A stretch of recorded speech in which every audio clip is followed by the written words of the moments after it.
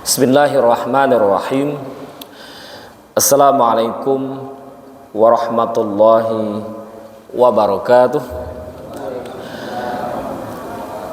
Alhamdulillah.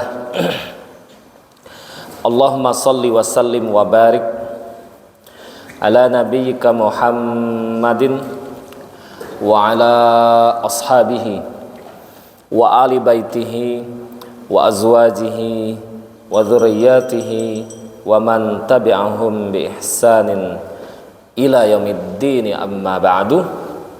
Mari Bapak Ibu kita baca basmalah terlebih dahulu. Bismillahirrahmanirrahim. Kita ketemu kembali siang hari ini, semoga semua sehat. Mari kita lanjutkan diskusi kita siang hari ini. Seingat kami pertemuan sebelumnya kita membicarakan tentang pelajaran iman atau akidah yang ada di dalam surat atau ayat kursi, gitu Pak ya. Seingat kami waktu itu kita membicarakan tentang syafaat. Jadi syafaat sudah kita bicarakan panjang lebar. Siang hari ini kita lanjutkan. Kita mulai dulu dengan satu pengantar. Apa itu Ustadz pengantarnya? Tentunya Bapak Ibu, kita sudah berapa bulan pertemuan di sini. Tentunya semua sudah punya kesimpulan sementara bahwa materi kita adalah membicarakan tentang iman. Dan waktu itu panjang lebar kita membicarakan definisi, contoh dan apa saja larangan seputar yang kita kenal dengan dosa yang namanya syirik ya Pak ya. Dan waktu itu kita kalau lakukan survei apa jawaban dari teman, saudara atau kita sendiri, apa yang dimaksudkan dengan syirik. Tentunya waktu itu kita bicarakan di sini, umumnya kita menjawab syirik adalah dosa berupa menjadikan selain Allah sebagai Bapak perantara, tandingan atau sekutunya Allah Subhanahu wa taala. Tapi pada giliran ditanya apa contohnya, umumnya kita akan menjawab seperti apa syirik. Rata-rata masyarakat kita akan menjawab nyembah selain Allah. Contoh apa tadi Pak? Syirik. Maka ternyata contoh ini bukan syirik Pak, tapi contoh ini sudah kafir karena nyembah selain Allah. Syirik itu adalah ketika seseorang menjadikan selain Allah. Kalau ibadah dia jadikan selain Allah tadi sebagai perantara. Itu baru dinamakan apa tadi? Syirik. Atau meyakini selain Allah pada sifat-sifat khusus bagi Allah, baru namanya syirik. Nah, siang hari ini kita lanjutkan apa saja sih Ustadz perbuatan atau keyakinan atau yang kita kerjakan atau yang kita ucapkan, ternyata perbuatan itu berdampak langsung dengan iman kita. Seperti contoh misal, kalau kita lagi puasa ya Pak ya, makan, dampak langsung ke puasanya apa Pak? Gara-gara makan batal. Wudu gara-gara kita kentut, dampak langsungnya ke puasa apa? Ke wudu kita batal ya. Salat dampak langsung ke salatnya gara-gara kita ketawa, dampak langsungnya salat kita apa Pak? Batal. Yang jadi pertanyaannya, iman kita ini apabila kita ngucapin sesuatu atau melakukan sesuatu atau meyakini sesuatu, kira-kira iman kita ini bisa batal nggak Pak? Seperti puasa, seperti sholat, seperti wudhu tadi. Kira-kira iman kita bisa batal nggak? Bisa. Nah giliran ditanya, kita sendiri mungkin apa saja yang membatalkan iman, kita kayaknya garuk kepala dulu Pak. Coba kita jawab, apa saja yang batalin wudhu? Apa Pak? Kentut, apa lagi? Makan? Enggak Pak, enggak makan. Apa? Kencing. Apa aja yang keluar depan belakang itu ya. Pokoknya mau keluar koin kayak batal itu kan. Ya. Terus apa lagi Pak? Tidur, ya. Bersentuhan, oke. Yang batalin sholat apa Pak? Apa saja Bu? Sholat. Ketawa. Apa lagi? Makan, minum, berpaling dari kiblat, kentut, ya, sholatnya batal ya. Puasa yang batal, sebabnya makan, minum, gitu kan, dan macam-macam. Lanjut, sekarang kita jawab bareng-bareng Pak. Apa saja yang batalin iman? Ayo.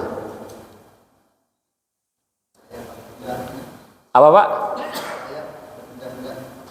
Percaya benda-benda. Nah, Bapak percaya sama Google gimana Pak?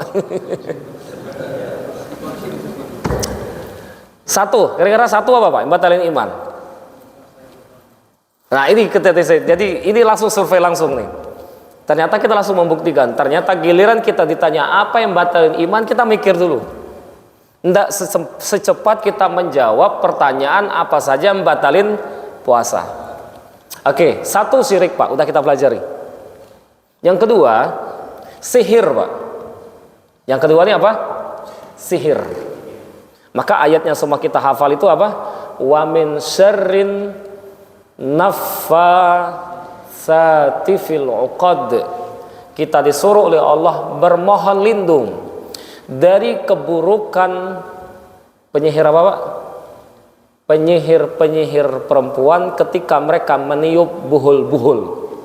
Ini orang 2024 banyak sulit memahami arti ini. Buhul-buhul apa Ustaz? Buhul itu Pak, kalau versi orang kita ini media untuk nyihir itu loh. Apa namanya? Bisa berbentuk jelangkung, bisa berbentuk apa lagi Pak? Boneka, bisa berbentuk apa lagi? Minyak. Oh iya, itu kayaknya sihir orang Depok kayaknya. Bisa berbentuk apa lagi Pak? Apa tuh kalau kita tonton di film itu jerami padi ya, diikat-ikat. Nah orang Arab mereka nggak serapi kita, nggak seseni kita. Mereka cuman tali diikat-ikat, itulah dinamakan dengan apa tadi? Buhul. Nah ini media mereka apa? Untuk nyantet nyihir tadi itu.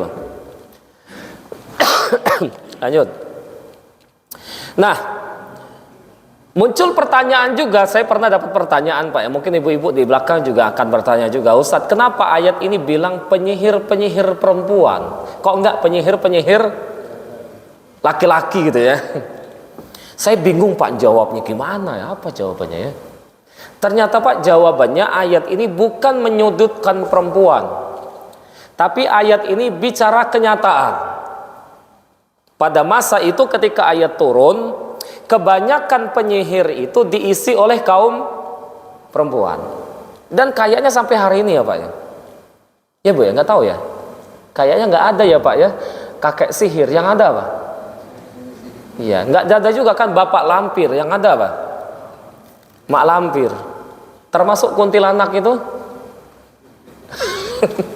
Bapak-bapak cuman satu Pak. Apa itu? Gendruwo.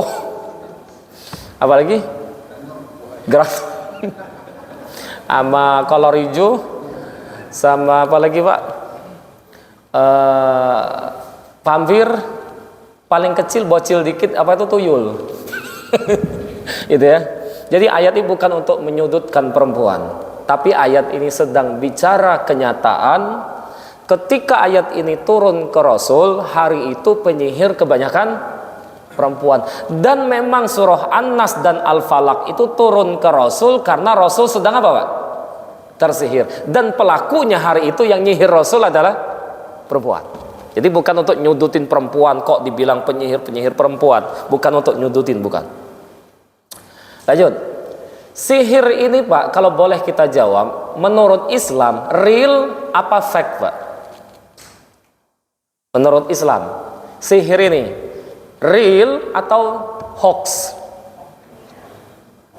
Apa bahasanya? Lawan dari kata real apa Pak ya? Apa ya? Apa Pak? Kenapa? Karena begini Bapak Ibu, kaum materialis Eropa khususnya, mereka menganggap sihir itu nggak ada. Kata mereka sihir itu hanyalah apa? Hoax. Dan itu kata dia nggak ada sihir. Itu cuman bisa dibuktikan dengan ilmiah kata mereka. Nah kira-kira Pak, menurut Islam sihir ini yes apa not Pak? Kalau bahasa Arabnya sihir ini hakikah apa khayali? Hakikah itu ya kenyataan ada. Khayali itu hanya sekedar ilusi. Kira-kira menurut Islam sihir ini yes apa not Pak?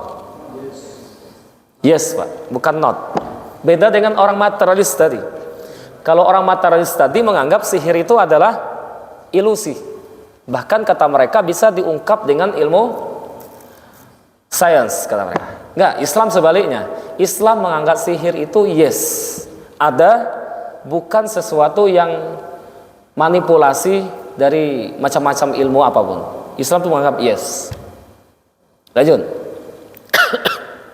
Kalau kita lanjutin, sihir ini makhluk ciptaan Allah, sengaja diadakan oleh Allah, atau sesuatu yang produksi dari iblis atau setan.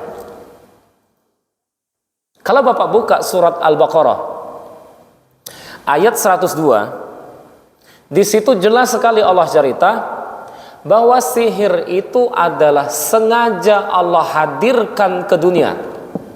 Jadi saya ulang Pak, sihir itu sengaja Allah hadirkan ke dunia, dibawa langsung oleh dua malaikat namanya Harut dan Marut. Negeri pertamanya adalah negeri Babilonia. Sekarang ini negeri apa Pak ya? Babilonia. Irak ya. Irak ya. Jadi kalau Bapak buka surah Al-Baqarah ayat 102, di situ tegas sekali Allah katakan bahwa sihir itu merupakan sengaja Allah turunkan ke muka bumi. Bahkan ada dua malaikat langsung datang membawanya. Negeri pertama adalah negeri Babilonia. Jadi sihir itu adalah makhluk ilmu yang Allah sengaja datangkan ke muka bumi. Berarti kalau Bapak bertanya-tanya, berarti Ustaz, sihir itu dari Allah? Iya, sihir itu dari Allah. Loh, kok haram Ustaz? Kok dosa besar Ustaz? Jawaban yang sama seperti Bapak ditanya. Loh, kok haram makan babi? Yang nyiptainya siapa?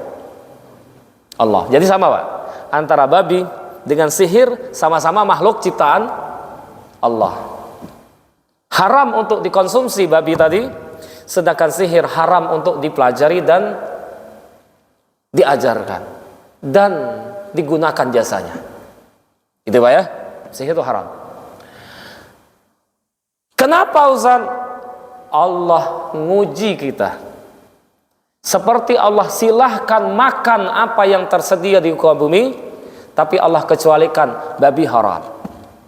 Seperti Allah wajibkan kita untuk belajar. Karena Bapak Ibu pernah dengar hadis, belajar itu wajib. Thalabul ilmi faridatun. Cari ilmu itu fardu. Bagi siapa? Ala kulli muslim. Bagi setiap muslim, mau laki mau perempuan. Ternyata Pak, sewajib-wajibnya belajar, ada ilmu yang haram dipelajari. Apa tadi Pak? Sihir. Untuk apa tadi? Ujian. Seperti Allah bolehkan untuk makan apa yang tersedia di muka bumi ini, Allah haramkan makan daging babi. Untuk apa tadi? Seperti Allah menguji kita lewat makanan, Allah uji juga lewat pelajaran. Al-Quran, Allah suruh kita untuk mendalami dan mentadaburinya. Ayat-ayat Quran adalah firman Allah, mempelajarinya adalah mulia. Tapi ternyata Pak, sehebat-hebatnya belajar Quran, tafsir dan tadabburnya, ada satu ayat yang nggak boleh dipelajari. Apa Pak? Ayat-ayat mutasyabihat. Lagi-lagi Allah nguji kita, sehebat belajar Quran, ada satu ayat nggak boleh diuji pelajari. Apa tadi? Ayat mutasyabihat, ujian. Jadi nggak lepas dari apa tadi Pak? Ujian. Seperti Allah kasih kita teman, tetangga, istri, anak, Kita bahagia punya istri, kita senang punya anak, kita meriah ada tetangga, kita makin luas keluarga, ada sepupu, ada ponakan, ada pak, deda, pude. Tapi jangan lupa Pak, secara tidak langsung istri, anak, pasangan, tetangga, semua itu ujian nggak buat kita? Ujian, ya? Seperti kita berharta, ujian. Seperti tetangga kita nggak punya harta. Jadi hidup kita ini nggak lepas dari apa tadi? Di antaranya tadi ilmu, ada sihir, ujian juga Pak. Lanjut. Ayat itu cerita kedua malaikat ini hadir ke muka bumi sebagai sales yang mengajarkan sihir. Tapi ternyata dua malaikat ini sebelum mengajarkannya, malaikat ini melakukan disclaimer. Apa disclaimer usah kita ya Pak ya? Kayaknya Bapak nonton podcast tahulah disclaimer ya, nggak usah dijelaskan lagi Pak ya. Kedua malaikat ini hadir mengajarkan sihir ke muka bumi atas perintah Allah. Tapi mereka sebelum mengajarkan melakukan disclaimer, kata malaikat ini. Innama nahnu fitnah, kata malaikat, kami ini ujian. Fala takfur, jangan pelajari ya, kamu akan berdosa besar. Jadi disclaimer malaikat ini apa tadi? Kami ujian, jangan dosa besar, maksudnya jangan pelajari sihir ini. Tapi kata malaikat ini, karena tugas kami untuk mengajarkan, kalau mau belajar kami ajarkan. Berarti Pak, satu-satunya ilmu dipelajari nggak lulus, malah nggak belajar lulus. Ilmu apa itu Pak? Sihir. Jadi disclaimer malaikat tadi apa? Kalau mau belajar kami ajarkan, memang tugas kami. Tapi kata malaikat ini, jangan dipelajari, karena dengan mempelajarinya dosa besar. Gitu ya. Akhirnya Pak, setiap orang yang ketemu malaikat ini, yang belajar diajarkan, lalu mereka dosa besar. Yang enggan belajar, mereka dapat pahala. Lalu ayat ini melanjutkan, mereka akhirnya belajarlah ke malaikat ini sihir. Apa yang dipelajari? Kata ayat ini, yang dipelajari adalah bisa memisahkan antara suami dengan istrinya. Ayat ini bicara satu-satunya sihir, apa sampel saja? Kan ayat ini apa? Mereka belajarlah ke malaikat itu apa Pak? Sihir yang bisa memisahkan antara suami dengan istrinya. Bisa memisahkan suami dengan istrinya, ini satu-satunya sihir, apa sampel saja? Sampel saja Pak. Masih ada sihir yang lain Pak. Apa Pak? Kira Pak? Bisa menyatukan antara seorang istri dengan suaminya. Namanya apa Pak? Yang dari, ya kalau ini kan tadi dari suka menjadi tidak suka. Kalau ini apa? Dari tidak suka jadi suka. Namanya apa Pak? Tak, Bapak tahu ya. Pelet. Apalagi Pak namanya? Selain ini pelet Pak, sihir Pak. Apalagi Pak? Pengasihan. Oh, sama ya pengasihan Pak ya. Apalagi Pak? Pesugihan. Apalagi? Jaran goyang. Jaran kepang. Jaran goyang. Semar mesem ya. Itu nama sihir loh Pak. Itu nama sihir loh, semar mesem. Apalagi? Jaran goyang. Teluh. Tenung. Santet, semua itu. Quran cuma bicara satu aja sampelnya. Apa tadi Pak? Memisahkan antara suami dengan istri. Orang kita namanya sihir apa nih Pak? Gendam. Guna-guna. Gitu ya. Guna-guna. Kok subuh kubusannya pakar banget ya? Ini patut dicurigai kubusana ya. Lihat Pak. Ayat ini melanjutkan, wa ma hum bidarrina bihi illa bi'nillah. Ini menariknya. Sihir tadi itu berdampak atau tidak, ngefek atau tidak, gara-gara apa Pak? Kata ayat ini illa bi'idznillah. Ngefeknya sihir, yes or not-nya, berpengaruh atau tidak terhadap korbannya, bukan karena apapun kecuali atas izin Allah. Nah ini tanda kunci ya Pak ya, sebagai catatan buat kita bersama. orang beriman tidak pernah takut sihir. Tapi nggak nantangin, Pak. Kenapa nggak takut sihir? Karena itu terjadi atas izin Allah. Makanya tadi kata kuncinya buat kita sebagai orang beriman, jangan pernah takut sihir. Tapi juga jangan apa? Jangan nantangin. Karena biasanya orang nantang sombong, Pak. Biasanya kalau sombong akhirnya apa? Ilfil, Pak, orang. Ya. Coba ya tonton itu apa, mau tanding tinju itu, Pak ya. Biasanya ditemukan dulu ya. Yang belagu malah justru yang kalah, Pak. Yang kalem-kalem aja malah yang menang gitu ya. Jadi saya ulang, kita orang beriman dengan sihir jangan takut, tapi jangan juga sombong nantangin ya. Kenapa, Pak, jangan takut? Tadi ngefek atau tidak gara-gara apa tadi? Izin Allah. Ketika ngefek Allah izinkan terjadi, mungkin Bapak belum nyambung dengan bahasa izin ya. Saya ganti deh, Pak. Saya ganti dengan enter, Pak. Orang kantor pakai apa, Pak? Kalau belum di-enter, mungkin ibu-ibu masih bingung juga enter. Ganti ibu-ibu pakai bahasa asep, Pak ya. Tahu asep, Pak? Yang belanja di Shopee kan ada tulisan apa itu? Asep, Ibu ya. Acep, bacanya Bapak? Benar nggak bacanya asep ya? Jadi sihir kalau nggak di-esep, kalau nggak di-enter, kalau nggak diizinkan oleh Allah, ngefek nggak? Kagak, Pak. Nah, di sini kata kuncinya. Berarti kalau begitu, ketika tersihir, berarti Allah izinkan. Kalau belum, berarti apa, Pak? Kalau nggak ngefek, berarti Allah tidak mengizinkan. Berarti kalau begitu, Pak, apa bedanya kita modal air putih, berobat sembuh dengan baca Al-Fatihah? Toh ujung-ujungnya, Pak, sembuh atas izin. Makanya selagi semua atas izin Allah Subhanahu wa taala, tempuhlah cara yang benar. Saya ulang, ngefek atau tidak, berhasil atau tidak, sembuh atau tidak, dapat atau tidak atas izin Allah, maka nasihat buat saya termasuk semuanya, tempuhlah cara yang benar. Karena yang salah pun terjadi atau tidak atas izin Allah. Begitu juga cara benar, terjadi atau tidak atas izin Allah Subhanahu wa taala. Gitu ya. Lanjut, Ustaz. Mungkin ada yang bertanya dalam pikirannya, sihir ngefek atas izin Allah ya Ustaz ya? Iya. Loh, lantas kenapa kok haram ya Ustaz ya? Kalau itu ngefek atau tidak atas izin Allah. Pak, haram dosa besar sihir itu bukan karena izin Allahnya, tapi dia menempuh cara yang Allah apa? Larang.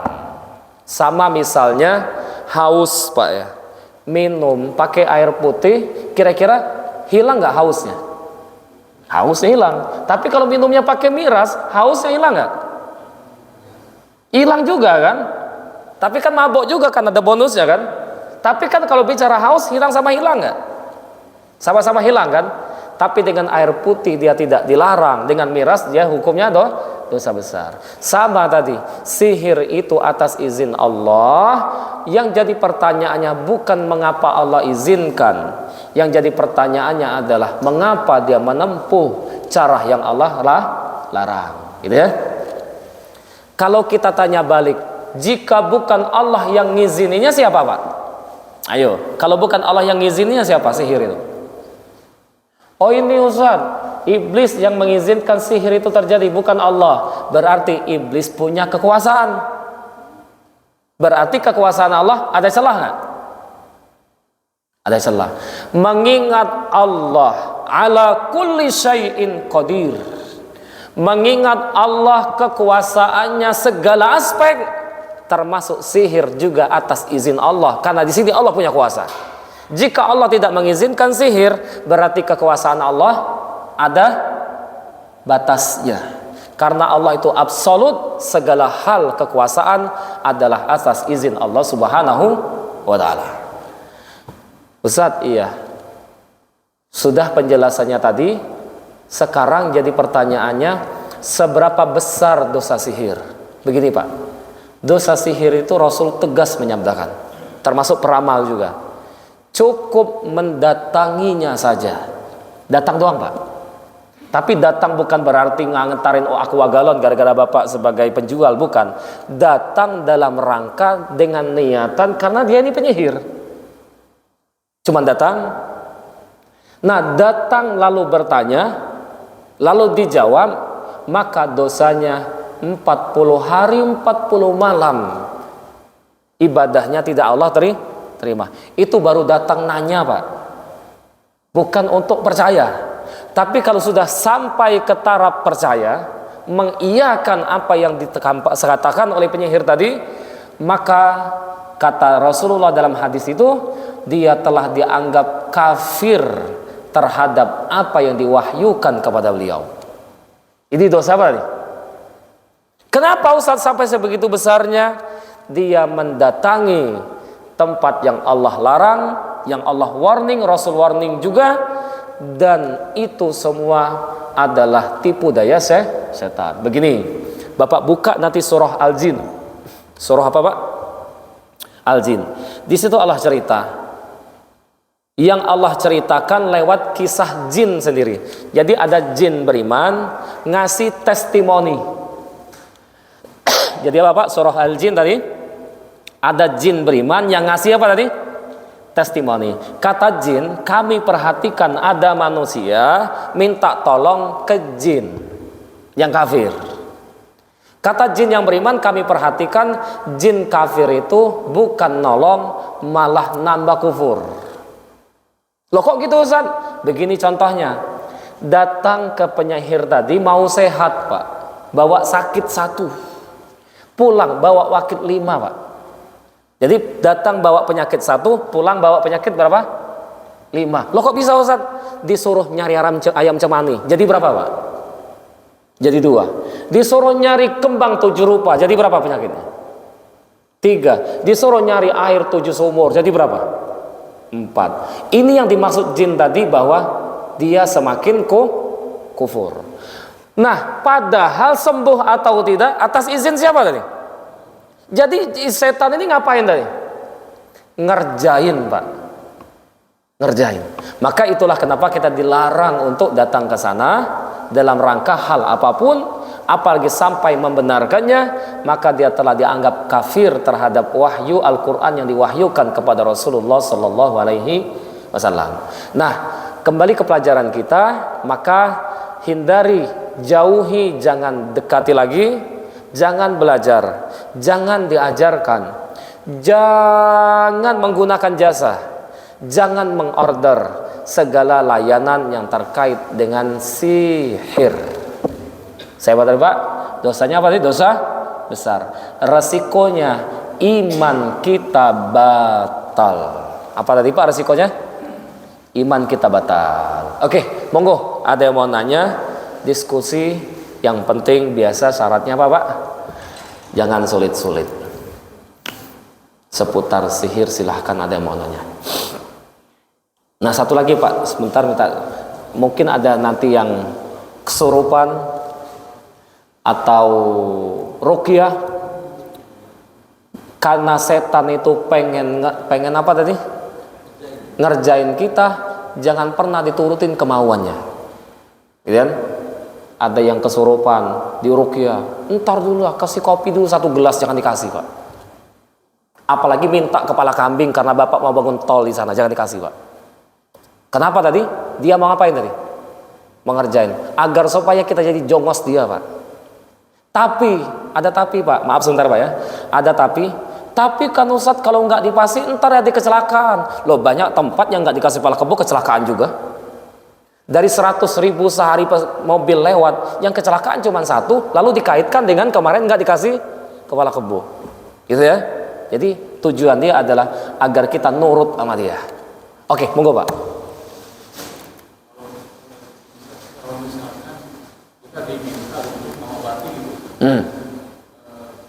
walaupun bisa dalam bentuk ruqyah, apakah itu termasuk menentang terhadap sihir? Boleh Pak. Karena Allah menurunkan An-Nas dan Al-Falaq itu untuk ruqyah buat Nabi.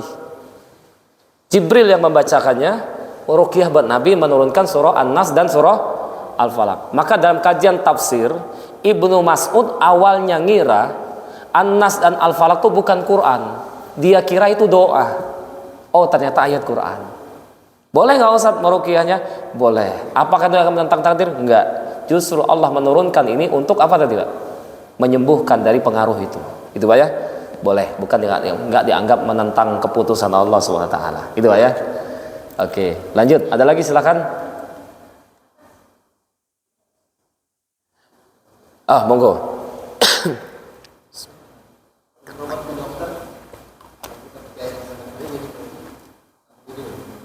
Ke dokter kita berobat, bukan bersembuh. Pak, berobat bukan bersembuh. Maka ketika kita konsultasi dokter, dokter sembuhkan saya, apa obati saya? Apa? Obati saya ya, bukan sembuhi saya. Karena kalau Bapak ngomong ke dokter, Pak dokter, tolong dong sembuhin saya. Apa jawab dokter? Pak, minta sembuh ke Tuhan. Gitu ya. Gitu. Jadi dokter kita ngobatin bukan nyembuhin. Ustadz, boleh nggak kalau kita percaya? Barulah daftar antrian nama dokter itu udah batuknya udah mulai apa Pak? Ringan gitu kan? Nggak boleh seperti itu Pak ya. Oke, lanjut pertanyaannya apa? Oh, dokter tuh manjur tuh ya. Ya. Kalau saya itu barulah ngantri registrasi aja udah mulai sembuh. Nggak boleh Pak ya. Nggak boleh ya. Iya. Jadi kita serahkan kesembuhan hanya kepada Allah Subhanahu wa taala. Maka ayat itu bunyinya wa idza maridtu fahuwa yasfin. Mana aku sakit, maka Allah yang menyembuhkan. Gitu ya. Dokter hanya sekedar membantu sebagai sebab kita dengan tangannya, dengan obat yang diresepkan, kita bisa menjadi sebab untuk bisa sembuh. Wallahu a'lam. Monggo. Bedanya tipis, betul Ustaz. Betul, bedanya. Iya. Kita yakin dari dokter minum obat ini sembuh. Obat itu manjur ya, betul. Jadi tidak boleh sampai seperti sana, itu Pak ya. Iya. Apalagi paracetamol gitu kan, langsung hilang pusingnya gitu Pak ya. Iya. Jadi nggak boleh sampai ke sana. Tetap kita katakan wa idza maridtu fahuwa yashfin. Aku sakit, tetap Allah yang menyembuhkan. Obat itu hanya sekedar perantara asbab saja, gitu Pak ya. Iya. Dan itu pun juga kan nggak sembarang obat juga kan. Pusing kepala masa ibu minumnya obat asma kan? Ya gitu kan. Monggo Pak. Nah.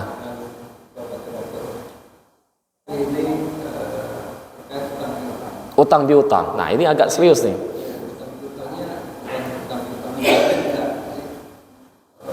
Waktu itu ada mau masuk di polisi harus ngasih duit. Mungkin nggak jadi, hasilnya udah ratusan juta. Tapi karena nggak jadi kan harus dikembalikan. Nah itu sudah bertahun-tahun tidak kembali dan jadi terus terus. Nah, orang janjian sama maling. Terus akhirnya sama si yang anaknya yang ada ini dipintain tolong ke salah satu Pak Ustadz nih. Pak Ustadz ya. Tolong Pak Ustadz itu juga punya pondok juga. Tolong didoain, disyaratin. Nah setelah dijalanin nggak lama langsung dibayar. Oh gitu ya. Oh sakti juga tuh Ustadz ya. Maksudnya apa Pak Ustadz kalau gimana Pak Ustadz? Doain tuh. Iya. Tapi nggak lama kemudian setelah 3 tahunan sekitar 1 bulan dibayar. Wah sakti juga tuh ya. Saya nggak bisa komentar itu Pak ya. Tapi begini ya, Imam Bustami kalau nggak salah namanya, beliau mengatakan begini, aku tidak terpukau melihat orang jalan di atas air. Jadi kata beliau, aku tidak terpukau melihat orang jalan di atas air. Karena kata beliau antara karamah dengan sihir itu beda tipis. Sampai aku melihat, sampai aku mengetahui sejauh mana komitmen dia dalam beragama dia jalankan. Yang haram dia tinggalkan, yang wajib dia kerjakan. Kenapa tadi? Karena kita tidak bisa membedakan, mata kita sama-sama melihat miracle. ya kan? Keajaiban. Maka kata Imam Bustami, sampai kulihat apa tadi? Komitmen dia dalam menjalankan perintah agama. Nah, kalau di situ dia patuh, maka itu karomah kata dia. Wah, makasih Pak ya. Ya. Ini unik Pak ya. Ya. Ada tiket umroh dalamnya. Apa tadi? Sampai kulihat komitmen dia menjalankan perintah agama. Terima kasih. Lihat. Kata beliau sihir sama karomah tadi beda tipis. Berarti Pak lihat subjektifnya. Itu subjektifnya. Kalau hari-harinya azan maghrib masih nongkrong di pos satpam, keliling komplek celana koloran, gitu kan? Sholat maghrib boro-boro baru kelihatan Idul Adha di masjid. Kira-kira ini orang ada hal yang ajaib dia lakukan, kuat dugaan dan bisa dipastikan apa itu Pak? Iyalah, gitu kan? Jadi kita serahkan secara subjektifnya, gitu ya. Yang pertama, yang kedua kan apalagi ini Pak? Kan kita sering kan, auzubillahnya doang yang kencang, auzubillah, sisanya Pak gak kedengaran Pak. Auzubillah doang Pak yang kedengarannya, yang sisanya apa Pak? Bapak pernah dengar gak baca apa dia? Jangan-jangan apa Pak? Mantra, nggak tahu. Maka caranya adalah kita lihat subjektifnya, gitu ya. Nah, terkadang kita melihat subjektifnya juga agak sulit juga, karena akhir-akhir ini dukun sudah mulai berpenampilan ustadz. Bapak pasti udah tahu lah bagaimana nonton film Susana ya Pak ya. Pernah nonton film Susana semua kan? Tahun 70-an tahu semua kan ya, tahun 60-an ya. Itu film Susana itu Pak, kalau Bapak tonton itu ada penyihir gak di dalam film itu? Ada kan? Itu penampilan penyihir film Susana itu penampilannya apa Pak? Seram gitu ya. Giginya hitam gitu kan. Rumahnya ada tengkorak. Sekarang penyihir 2024 ini udah berubah Pak. Dia menyesuaikan tuntutan pasar. Karena melihat orang Jakarta mulai religius, maka penyihirnya mulai apa Pak? Bergamis, mulai pakai surban. Ruang prakteknya bukan lagi tengkorak, apa Pak? Kaligrafi ayat kursi gitu ya. Dulu mejanya apa Pak? Kemenyan. Sekarang apa? Mushaf Quran gitu kan. Nah di sini Pak agak ribet nih. Kan? Jadi kita mau subjektif tapi penampilannya sudah mulai dikamuflase. Gitu ya? Oke, wallahu a'lam. Oke, ada lain silakan. Cukup ya? Udah siang. Nah, kesimpulannya mari kita hindari dosa besar ini berupa sihir. Jangan menggunakan mengorder, meminta dan sebagainya, tapi hanyalah kita tawakal kepada Allah Subhanahu wa taala. Biasanya orang seperti ini pasti sebab satu Pak, hasud. Orang yang menggunakan sihir apa tadi Pak? Hasud. Maka ayatnya wa min syarri hasidin idza hasad. Biasanya orang hasud. Orang hasud biasanya korbannya orang kaya, orang cantik, orang ganteng, karirnya bagus, orang berduit atau orang tertenar atau menang lomba. Kalau Bapak kategori itu sering-seringlah minta lindung pada Allah SWT. Mungkin Bapak karirnya paling bagus, paling ganteng, paling cantik, atau pernah menang lomba, maka sering-sering minta lindung kepada Allah SWT. Pasti ada mata yang hasud melihat Bapak. Serahkan diri kepada Allah, tapi yakinilah apapun terjadi atas izin Allah Subhanahu wa taala. Subhanakallahumma wa bihamdika, asyhadu an la ilaha illa anta, astaghfiruka wa atubu ilaika. Wassalamualaikum warahmatullahi wabarakatuh.